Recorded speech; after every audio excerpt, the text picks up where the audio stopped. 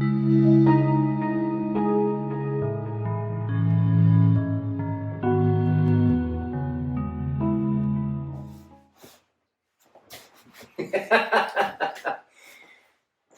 my friends. We are here visiting a very close friend and elder martial arts brother, Nate Summers. Hi, everybody. And Nate is a man who knows quite a lot about a lot of things. And so rather than having a very scripted approach to the interview, it's nice just to allow him to be free with his capacity for storytelling and for knowledge transference. And we actually tried this once before, and technology failed us, or we failed the technology. We failed the technology, maybe, yeah. But this should be a lot of fun.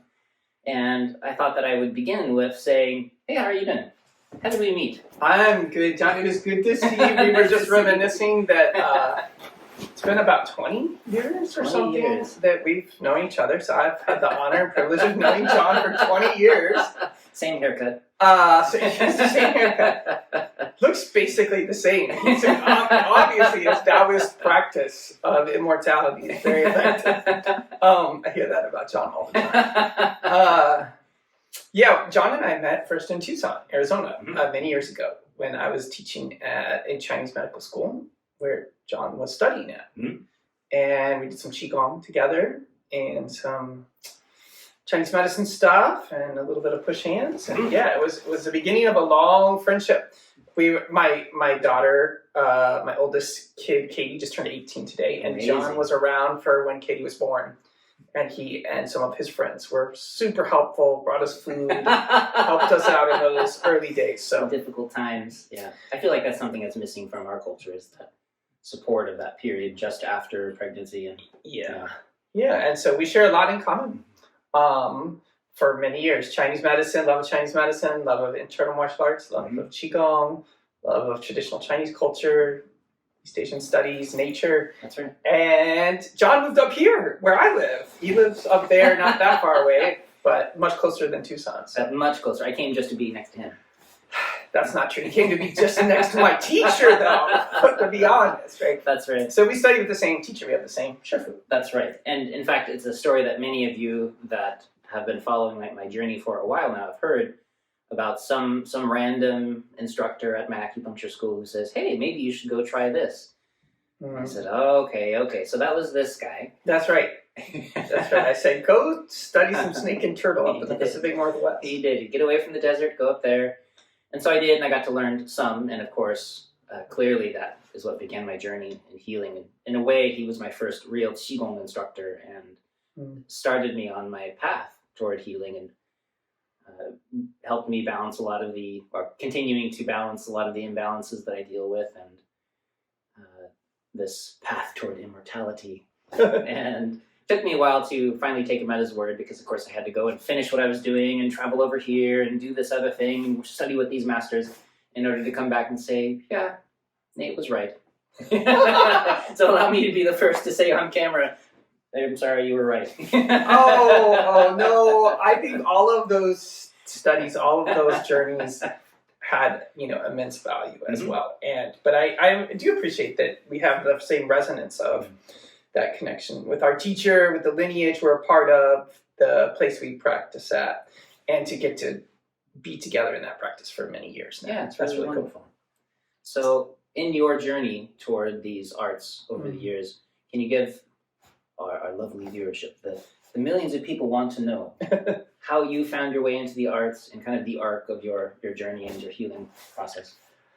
Yeah, certainly. I'll give you the hopefully somewhat condensed version. I did, I grew up in the Midwest of America, and one of the things that was, grew up in a university town, and the University of Illinois, ran in Champaign, had a really great East Asian fine arts department. So they were known for teaching tea ceremony and calligraphy and flower arranging, ikebana, stuff like that, mostly Japanese. So as a teenager, I was first exposed to some of those things, going to my first tea ceremony and stuff, and really fell in love with that. Did some of the kind of, pretty typical martial arts that kids get into so Taekwondo and stuff, which, you know, at the time definitely did serve some purpose of, you know, around discipline and focus, and definitely helped me stand up to some bullies on the playground and stuff like that.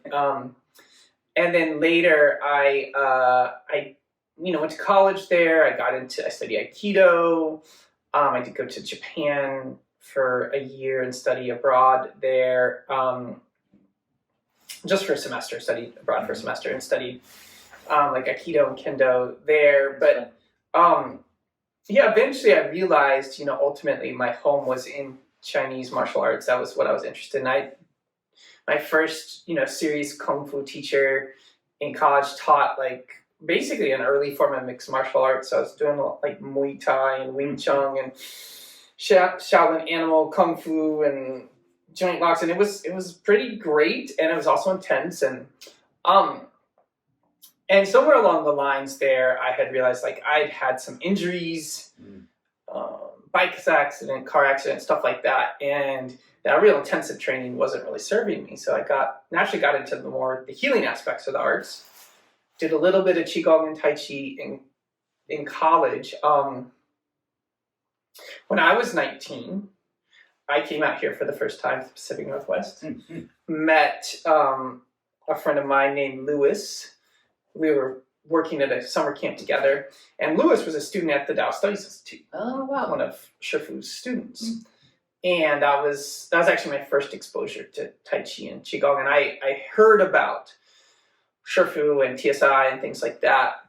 And so later, after I finished college and came back out here, even my Kung Fu teacher in Illinois had said, it's like, yeah, you should do something like Baga or something next. He like to kind of complement what we've been doing. And so then I was lucky enough to come out here and start studying at the Tao Studies Institute in, I think it was like 96 or 97. Wow. So it's been a little while since then. So, so immersed in the same system that John is talking about, and have really found my home in that sort of chi-based internal martial arts cultivation.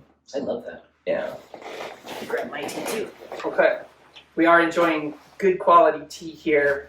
We'll plug 7 Cups tea, the best Chinese tea you can get in America, I think. At least that's been my experience. I've told them that several times. Okay, good. So they know what we're talking about, right? All right, yeah. Not a sponsor, just really good. Right, we don't get any money. Maybe we should. Maybe we should be affiliates for some cups. We'll contact you, Ping, for a sponsorship. Yeah. Let's say That's right. That was our tea teacher. That's right. Our tea teacher. So. That's right. Ju Ping is amazing. So we would train in Tucson, and then we would go hang out 7 Cups and drink tea and talk about, do this, and have a great time. Only we didn't video it. That's right. We missed out. That's really wonderful.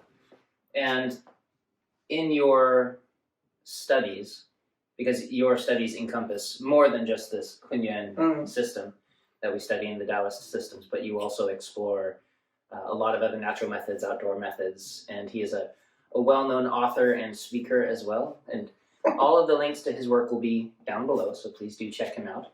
Every person who listens to this should at least click on his page once. Thank you, John. Certainly. Do you want to talk about that aspect? Yeah, so I think what John's alluding to is my other core area of study is in what's now kind of referred to as ancestral skills or survival skills, and it was something I was exposed to as a teenager.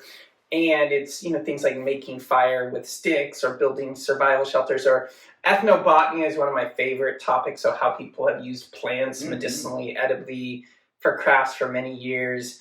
And yeah, it was something that happened to me when I was growing up as a teenager at a summer camp, a very odd, strange summer camp, Stone Age immersion summer camp, before that was even a thing, you know? So it's like, now it's on TV and stuff, but, and so I have spent, you know, the last 20 years, besides being in Chinese medicine and natural health, also teaching in survival skills and ancestral skills. And I'm even learning some of the movement practices and things that people do there to like move well through the woods or through natural terrain.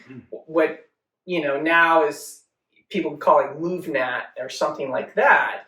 again, like 20 years ago, 15 years ago, like that wasn't really out there. But it's the same kind of thing, this sort of forest parkour kind of movement, these natural movements of the forest. So I love that. If they want to check that out, where would they go to look at it? Yeah, I mean, you can go to my website, and I am teaching more and more in that, and I have some things I can hook people up with, some programs I've put together.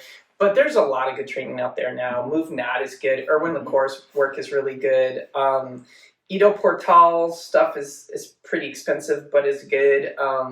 There's starting to be teachers who are doing that all over the place now. So, how do you find that relates to the internal arts that you work with?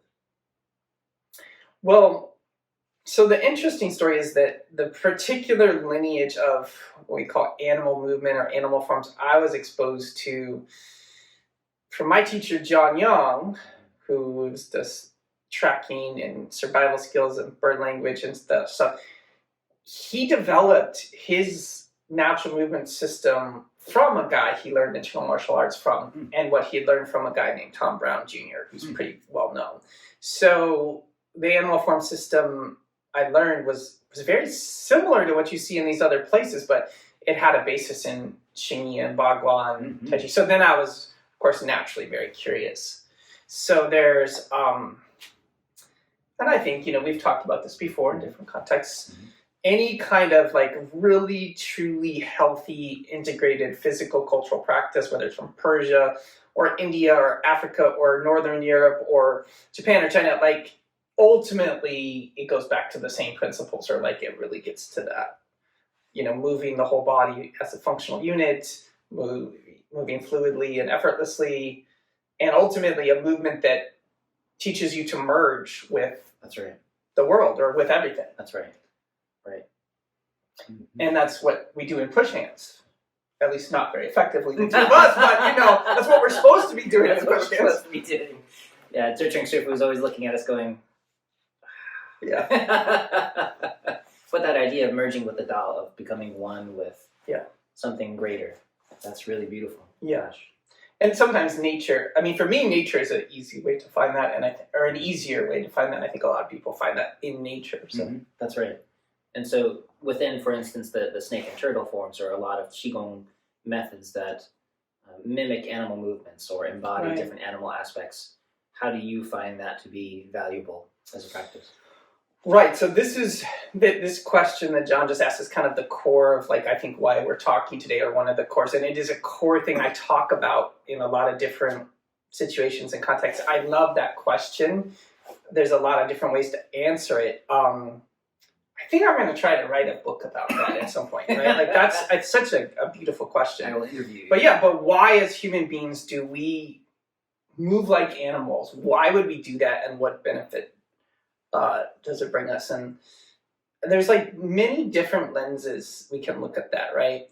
One lens that I think is really important to consider is that I've heard now in several different cultural contexts, like Native North American, East Asian, Indian, South Asian, this idea that that each animal has a specific quality or gift, and we as the human beings, our gift is actually to learn from all of them. That's cool. That's our, whatever inherent nature is to shapeshift, essentially, like those. So I think there's some deep wisdom in that. There's a strategy, there's some wisdom, an approach that all of those different animals can teach us in our lives as humans. I love that. So that's definitely one of the things. Taking that kind of a step further into sort of a more of a Chinese medicine, Qigong, internal martial arts thing, is that there's a Qi quality. There's literally a quality that we can embody in our bodies that brings great benefit through that. So with snake and turtle, I'm sure you've shared with people the different qualities of the snake and the turtle, and why we want to embody those. And that's what's so elegant about that set, right? You're taking the snake and the turtle and you're combining this yin-yang pair, and there's so many layers to bringing that in, like the breathing of the turtle, right? The stillness, the mellowness of the turtle, and the liveliness of the snake, right? That's right.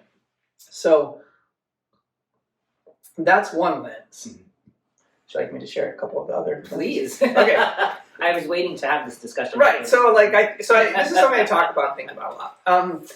So there's this whole other aspect of it. There's two other pieces of it that I think are very rich. And again, you can see why I might write a book on this someday. So one of the things, and I think Snake and Turtle is one of the best systems where you see this. There's some other things I teach and do that you see this too, but you can see this in like the 5 animal play, but especially Snake and Turtle, especially in a couple other things I teach. There's this saying, and this is kind of more from a Western perspective, a scientific perspective, but it says that ontogeny replicates phylogeny. So that's like some big words, and it's like biology words. But what that means is that the development of the human being, the embryo in the womb, from conception to birth, has a reflection of basically our evolutionary process from a single-celled organism to the different life forms that we have today. So in the womb, we actually have a stage where our spine just moves left and right. And we have a stage where you move forward and back. And then eventually you get limbs and you start to move like this. And you'll notice, like, as I'm doing this with my hand, those are some of the first movements you do in Snake and Turtle, right? Like, it's like this one, and it's like this one, and it's this one. Like, those are all movements that the embryo in the womb starts to make. And those movements are seen in, like, so there's this idea that as we're in the womb, we're like a fish at a certain stage. We're like a lizard at a certain stage. We're like and then we become mammalian, like in our movements. So what people have found, and I don't quite know how it is that in ancient China people figured this out, other than they were just brilliant and deep observational skills, is that by mimicking those core movements, those, especially with the spine, that are like snake-like movements, this kind of a movement, it's almost like a worm or whatever, that has a really healing effect on the nervous system, on the spine, on the brain. It heals old traumas. So there's something about that ontogeny, phylogeny thing that's really helpful in healing, I guess. So when you're talking about us returning to our roots, we're not just talking about cultural roots. Yeah, no, exactly. And there's all these references in classical Taoism and in Chinese medicine to returning to our original nature, returning to like we were in the womb. That's right. And I think this is part of what they're talking about. Like a way of moving that's different than, and there's this idea that you move like you're in water. And that's what we do for 9 months, is we move inside of water. And then we come out and we're like, well, yeah, there's no water, right? Like, and we have to learn to move without water. And then we get, we get into our 20s and we're like, man, I want to move like I'm in water again. So that's, I think, a really interesting piece. It's a really interesting piece. Yeah. And then taking that another step further into our brain. So this is the Western, again, kind of a Western physiological approach. But with our brain, it's well known that there are different layers to our brain that correspond to different stages of evolution. That's right. So there is actually a reptilian part of our brain, the brain stem, some of the oldest parts. There's a mammalian section to our brain. And then there's sort of like the frontal lobe and the most like thinking aspect of the brain. So moving like animals, my understanding is, and my experiences is that it gets us into those layers, those other layers, that mammalian layer, that reptilian layer, in a way that's really good for our body. That's right, yeah. So, well, not just for our body, but so much of the healing has to come at all the different layers and aspects of our nature. And if we can find ways to tap into those more clearly and directly, then it makes sense that we would make use of a method that helps us heal this layer or that layer. We talk with the community, or we visit a professional psychotherapist or counselor to work with a particular layer of thought. We work with different people for different layers. And so the various methods seem to work wonderfully well to harmonize and heal with these various layers and aspects of our nature. I think that's cool. Yeah, and some of that stuff that's in those deeper layers, especially if there's trauma or whatever, they will get expressed subconsciously if they're not worked with. And so doing these practices actually can heal them at that sort of brain nervous system level. Mm-hmm. Yeah, it makes me think of what we come to understand now as generational trauma, or the ancestral chi, the things that get passed down to us, and how do we reach back into those layers of our being, those pre-heaven layers, and I think it's a really fascinating method. So much to learn. Yeah, and then so I'll say one more thing about the animal movement. There's this, and my wife teaches qigong. She teaches a form of natural movement called Earth Gem that she learned from McDodge. She's taught people in Seattle and around this area for years too. And website down below. Yeah, and both of us. She has a women's only qigong class that she does. It's quite popular. But we both talk about, too, that there's a lot of things showing now that our neuroplasticity, right, so our ability to form new neural pathways, the ability to keep our brain young and think in different ways, is enhanced by movement complexity.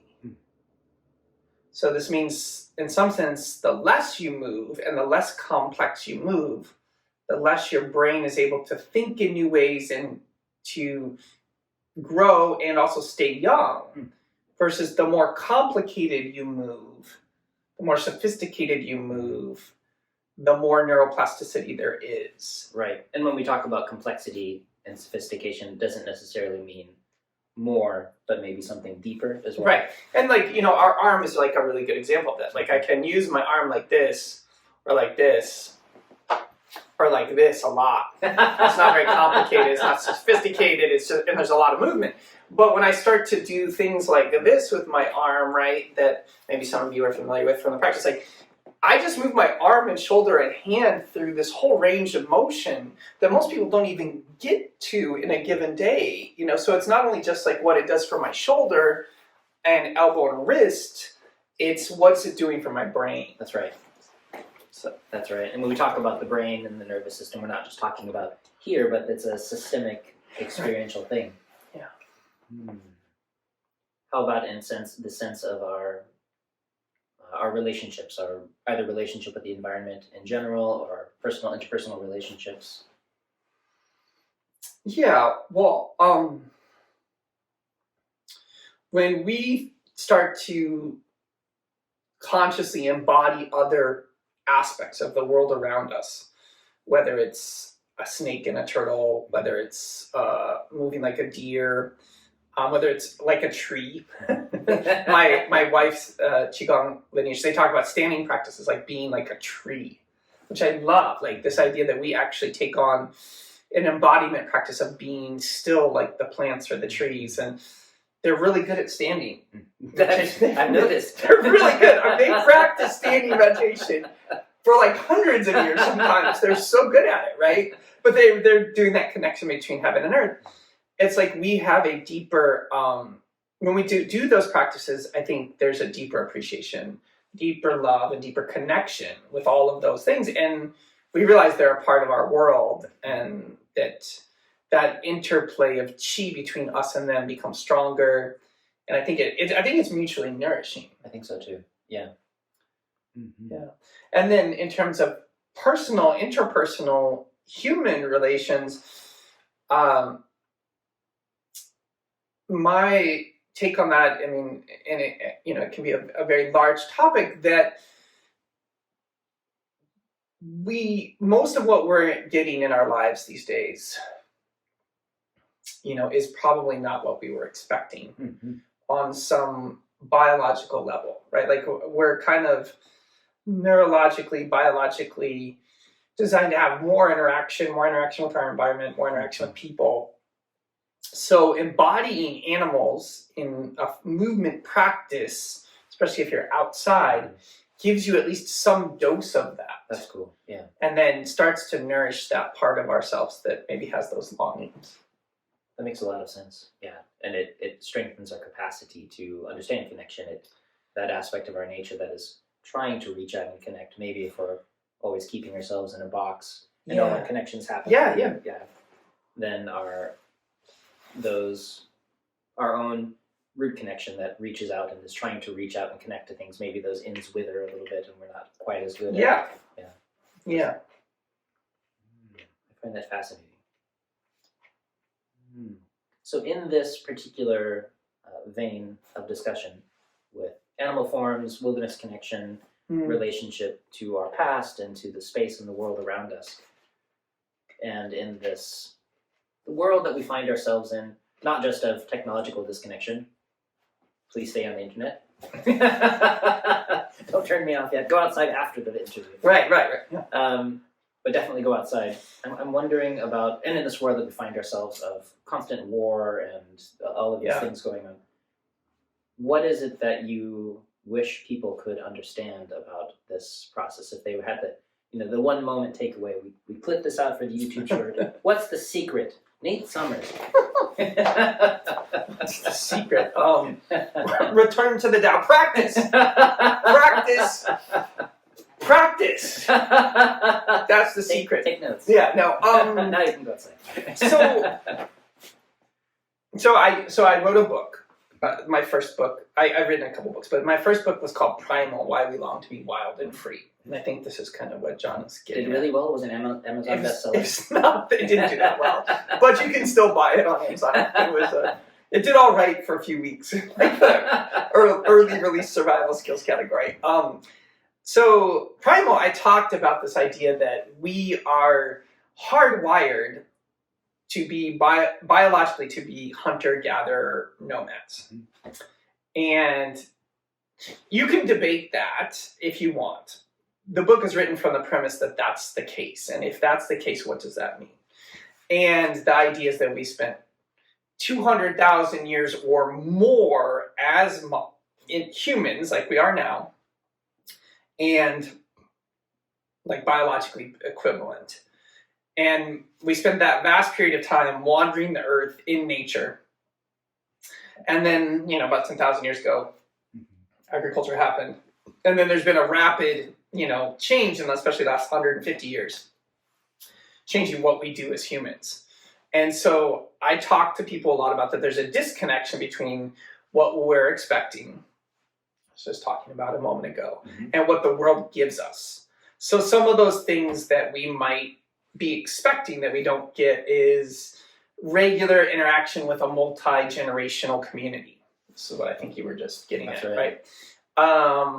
That we natural, easy, free movement in a natural area without paved surfaces, right? And I don't mean that like all pavement is bad or something, but I do know that in me and pretty much everybody I've ever worked with, given the option of like moving or training on pavement versus moving or training on like, the earth, it's better to be on the earth, right? Like it's food that we have an intimate relationship with that is grown from the earth or harvested from the earth that nourishes us.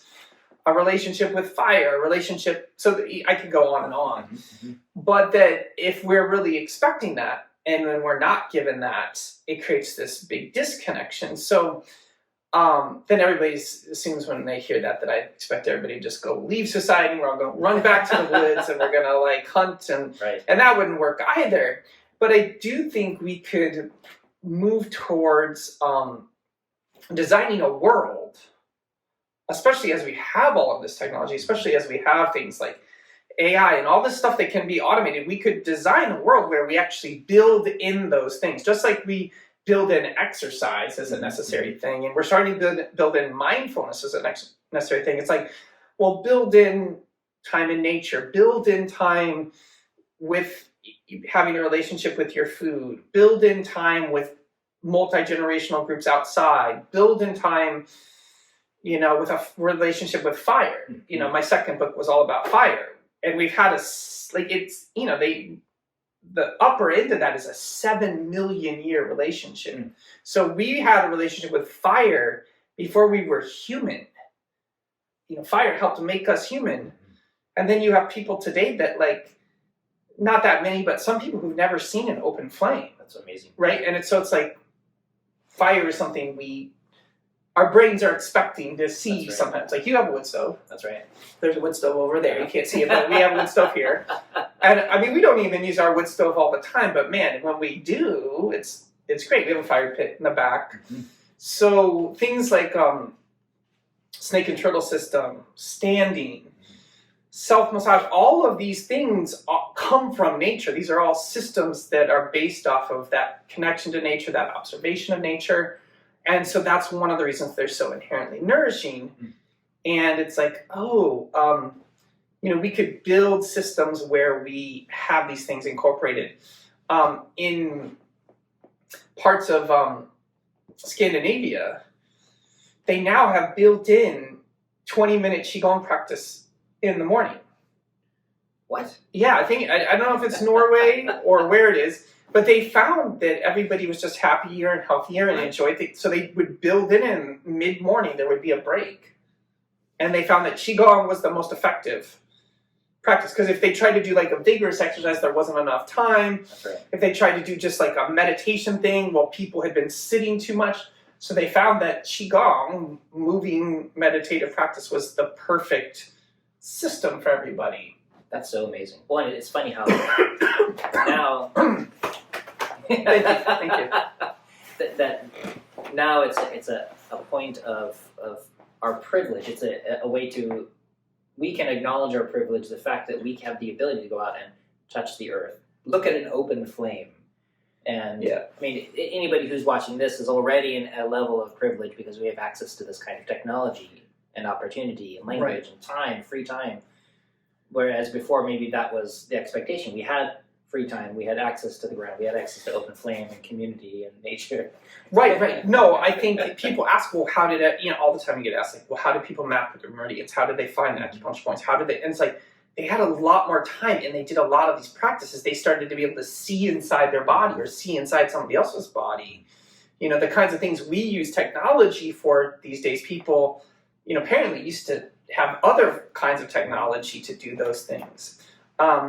There's this joke I hear from people relatively frequently that, really wealthy people pay like thousands of dollars, to take 2 weeks of vacation a year to go to these incredibly beautiful places in nature and go hunting and fishing. That's right. And that's what you used to do all the time. And maybe you took a little vacation from that, And, I don't want to over-idealize those things. And, we can't put it on too high of a pedestal. But there's clearly stories and pieces of that do reflect reality.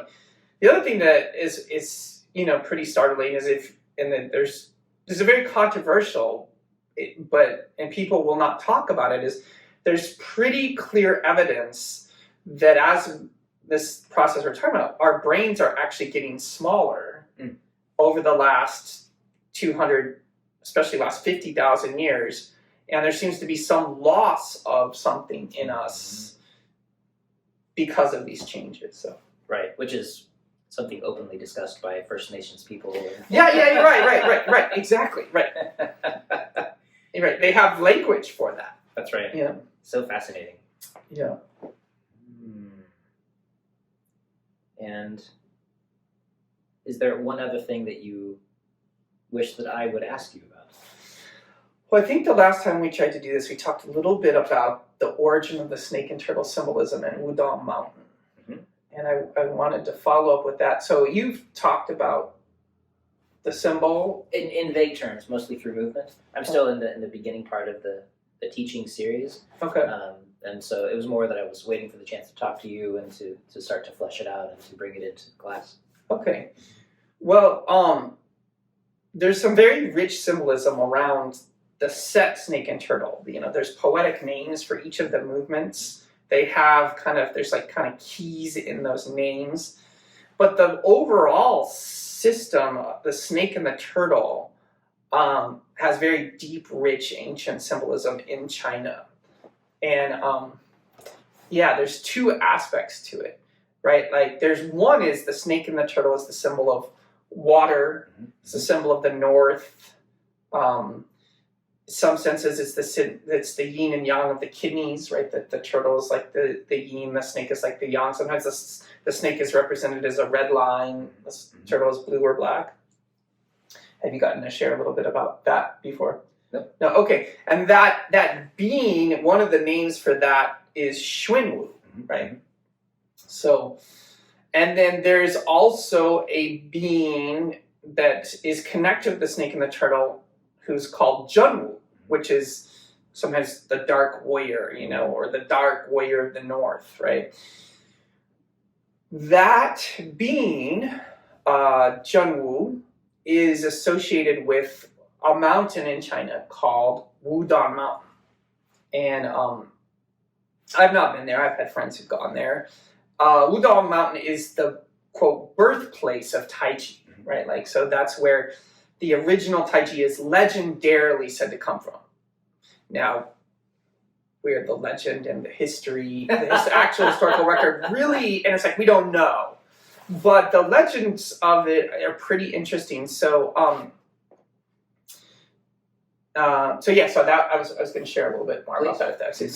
So the story of where Tai Chi comes from is that there was a teacher, a Taoist master named Zhang Sanfang, Master Zhang of the Three Peaks, who studied and there's some historical evidence of this, studied at the Shaolin Temple. So studied what we would call external martial arts for a while, and then left. And he wandered through the mountains studying with Taoist teachers and learned internal alchemical practices. And some of which was probably Qigong, possibly moving Qigong. And, but at the very least, probably with some of the internal meditation practices, right? And he ended up at Wudang Mountain. And he had some sort of experience there. We don't know what it is. Right. There's different stories about it, but he had some sort of revelatory experience.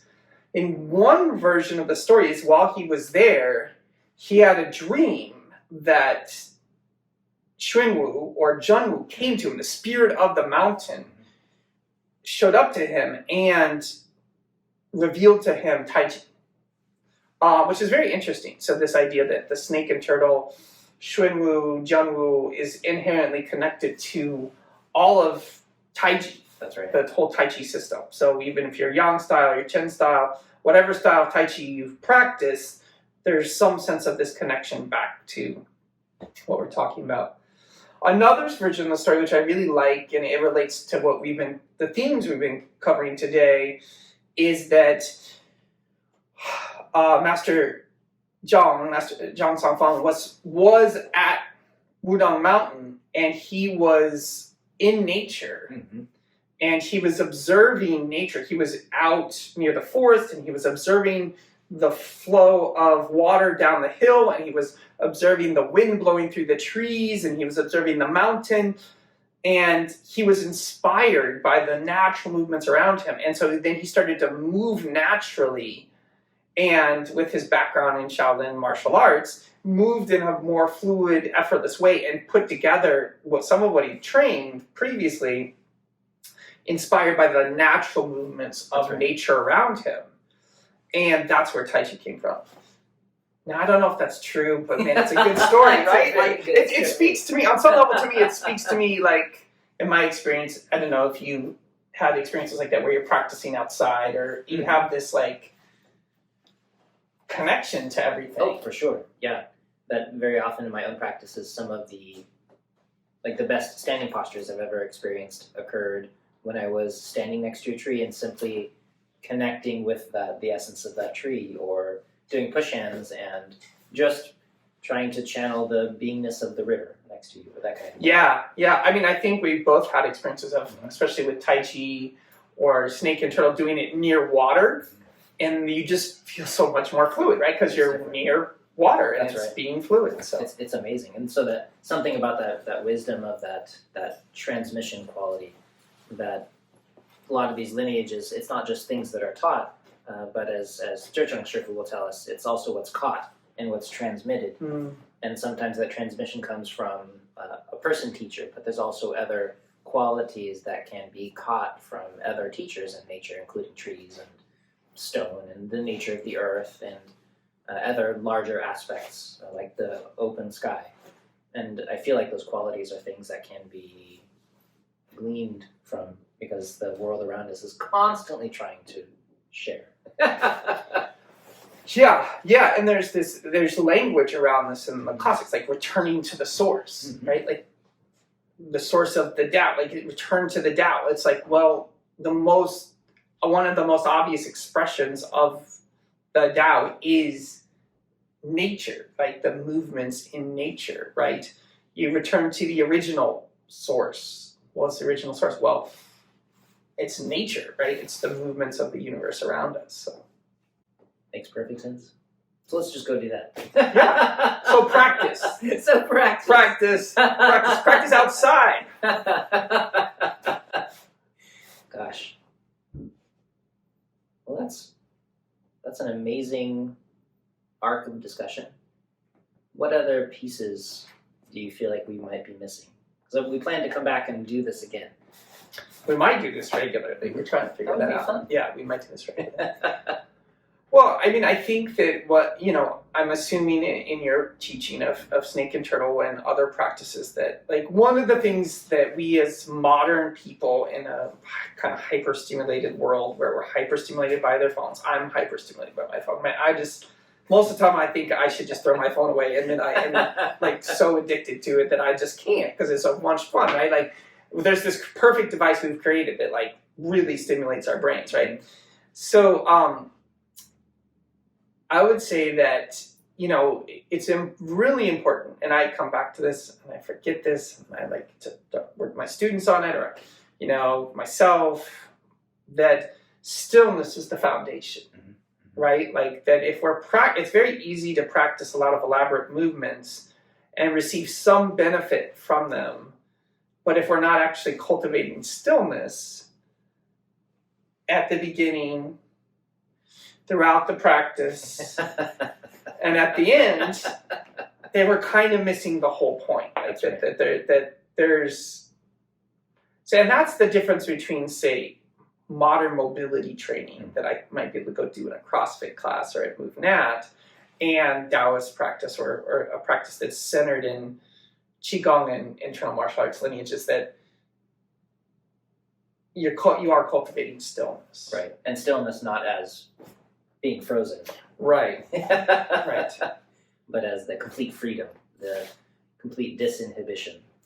Yeah, and that quieting of the mind, that the cultivation of the mind is a part of the practice, and you sometimes get there through the movement. It's like the movement actually causes the stillness inside. That can happen, especially for beginners, is that they, that saying that, meditation is stillness on the outside but movement on the inside, but like Tai Chi or snake and turtle or Bagua is movement on the outside, stillness on the inside. Mm-hmm. So thank you very much. Yeah, thank you. This is great. We'll do this again. Thank you, everybody. Thank you, everybody. Enjoy your practice. Practice. Practice. Go outside and practice.